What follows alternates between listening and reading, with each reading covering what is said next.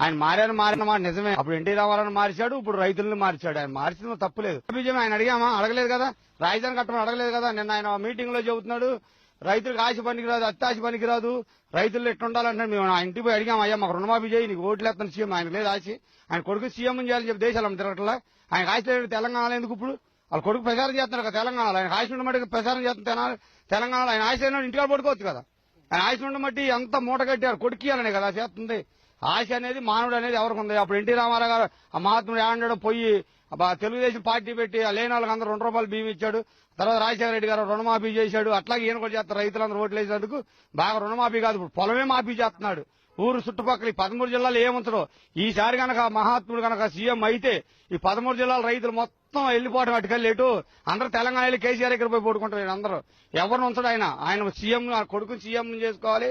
ఆయనకి దురదృష్టి ఉంది కానీ రైతులు ఎవరు లేదు. మేము ఫస్ట్ నుంచి చదువుతున్నాం, మా పొలం మాకు ఉంచు, మాకు రుణమాఫీ నువ్వు చేయొద్దు, మా పొలము మాఫీ చేస్తుంది ఆయన, మా బతుకు మమ్మల్ని బతకని ఫస్ట్ నుంచి కోరుతున్నాం. ఆయన డిస్ప్లే చూసుకోమని మా వాదన మేము పడతాం. ఆయన మేము పోయి అడగల.